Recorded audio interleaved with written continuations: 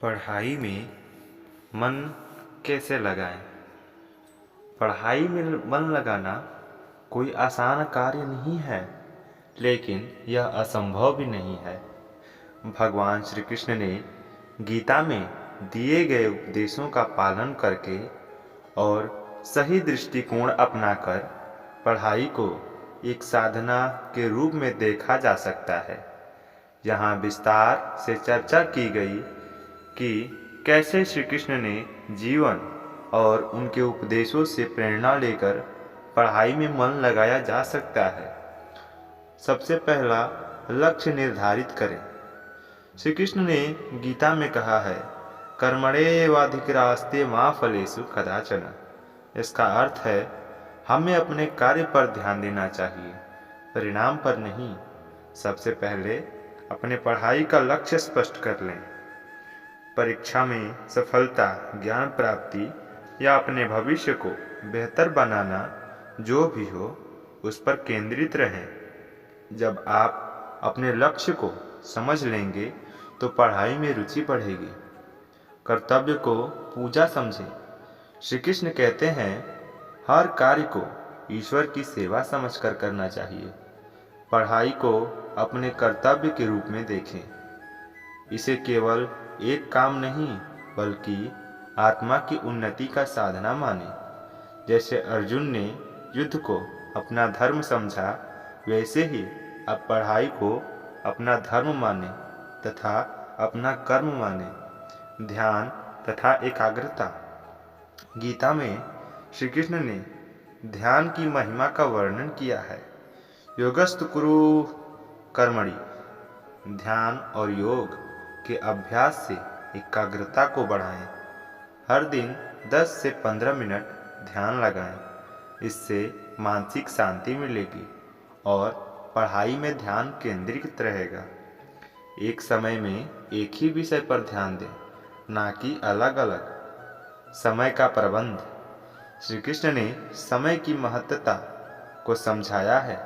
अपने दिन का सही तरीके से प्रबंध करें। एक टाइम टेबल बनाएं और उसका पालन करें। कठिन विषयों को सबसे पहले पढ़ें और सरल विषयों को बाद में। आत्मविश्वास रखें। श्री कृष्ण ने गीता में कहा है, संदेहात्मा विनाश्यति। अपने ऊपर विश्वास रखें और अपनी क्षमताओं पर भरोसा रखें। जब भी लगे कि आप असफल हो रहे हैं, तो अपने लक्ष्य को याद करें। संगति का प्रभाव। श्री कृष्ण ने अर्जुन को समझाया कि यही संगति बहुत महत्वपूर्ण है। जब आप सही मित्र के साथ और अपने सहपाठियों के साथ समय बिताते हैं, तो आपकी पढ़ाई में रुचि बनी रहती है। जो लोग पढ़ाई में रुचि रखते हैं, उनके साथ विचार विमर्श करें। बुरी आदतें और आलस्य को बेचें, मतलब कि आलस को खत्म कर दें। अभ्यास और दृढ़ता। श्री कृष्ण ने गीता में बताया है कि बिना अभ्यास के कुछ भी संभव नहीं है। नियमित रूप से पढ़ाई करें। जो विषय कठिन लगते हैं, उन्हें बार बार दोहराएं। करत करत अभ्यास के जड़मति होत सुजान, रसरी आवत जात है सिर पर पड़त निशान। इसका अर्थ है, अभ्यास करते करते हमारे जड़ें कमज़ोर हो जाती हैं। जैसे कि आपने देखा होगा कि कुएं में लगे हुए घड़ारी के ऊपर रसरी आती जाती रहती है, और जो पत्थर का घड़ारी रहता है, उसके ऊपर निशान पड़ जाता है। तो क्या एक पत्थर पर रस्सी से निशान पड़ सकता है? तो आपकी पढ़ाई से आप प्रसन्न हो सकते हैं, आपकी इच्छा पूरी हो सकती है तथा आपका जो सपना है वो पूरा हो सकता है। मोबाइल, टीवी और अन्य व्यर्थ के कार्यों से दूरी बनाएं। श्री कृष्ण ने कहा है, इंद्रियाणि पुराण्यहूरि इंद्रियभ्यः परम यमनः। इंद्रियों पर संयम रखें। अपने ध्यान को केवल पढ़ाई पर केंद्रित करें। सकारात्मक दृष्टिकोण अपनाएं। हमेशा सकारात्मक ऊर्जा के साथ पढ़ने के लिए बैठें। श्री कृष्ण ने हमेशा सकारात्मकता का पाठ पढ़ाया है। असफलताओं को सीखने का अवसर समझें नकारात्मक विचारों को त्यागो। जो होता है अच्छे के लिए होता है, इस भावना को अपनाओ। भगवान के शरण में करें। श्री कृष्ण कहते हैं, मामनुसमर युद्ध च। हर दिन भगवान का नाम लें और उनसे शक्ति की प्रार्थना करें। भक्ति और पढ़ाई के साथ लेकर चलें। पढ़ाई शुरू करने से पहले ओम का उच्चारण करें, केवल 10 या 15 मिनट। श्री कृष्ण ने उपदेश में हमें सिखाते हुए कहा है कि सही दृष्टिकोण और दृढ़ निश्चय से कुछ भी असंभव नहीं है।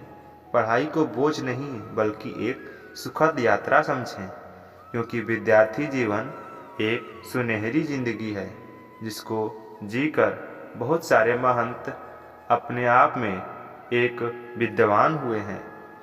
याद रखें, स्वधर्मे निधनः श्रेयः। अपने कर्तव्य का पालन करना ही जीवन का सबसे बड़ा धर्म है।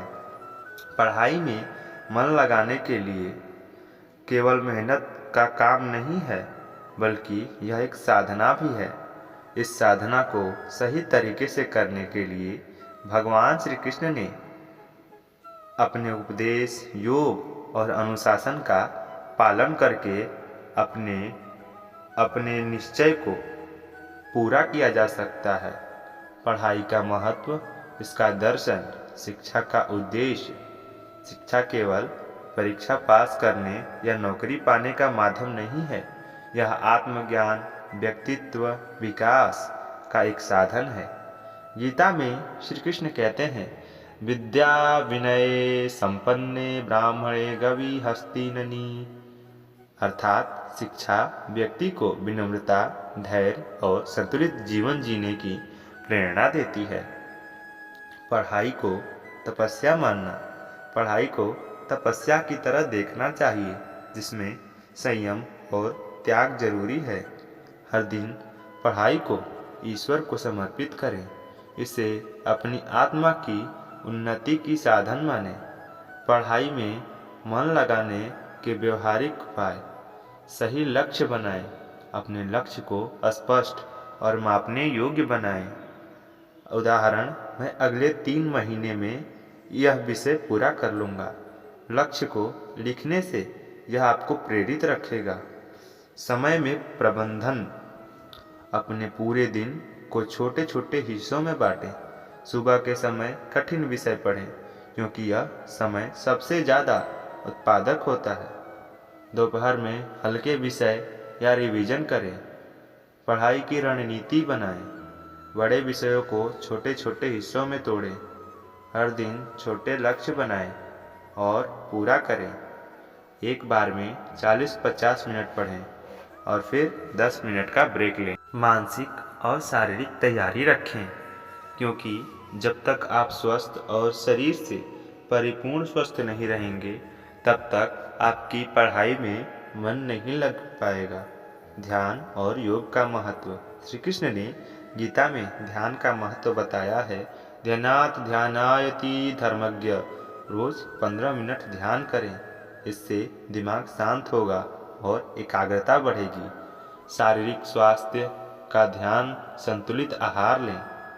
रोज व्यायाम करें। इससे आपका शरीर और दिमाग दोनों ही स्वस्थ रहेंगे। रात में 6 से 8 घंटे की संपूर्ण नींद लें। प्रेरणा के स्रोत। अपने प्रेरणा का स्रोत खोजें। जब भी आपको कम प्रेरणा महसूस हो, तब आप कहीं से प्रेरणा लें।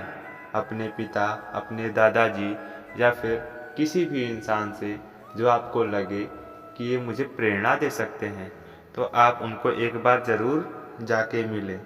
श्री कृष्ण से भी प्रेरणा आप ले सकते हैं। जब भी आप थकान महसूस करें, गीता के श्लोक पढ़ें। श्री कृष्ण का जीवन सिखाता है कि कठिन समय में भी धैर्य और सकारात्मक बनाए रखनी चाहिए।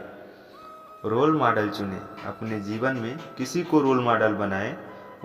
उनके संघर्ष और सफलता की कहानियाँ पढ़ें। अध्यात्म और भक्ति का समन्वय। ईश्वर का शरण। पढ़ाई शुरू करने से पहले भगवान श्री कृष्ण का स्मरण करें। ओम नमो भगवते वासुदेवाय नमः। ओम नमो भगवते वासुदेवाय नमः, ओम नमो भगवते वासुदेवाय नमः ऐसा मंत्र का जाप करें। भक्ति के माध्यम से शक्ति प्राप्त करें। जब भी निराशा महसूस हो, भगवान को याद कर लें।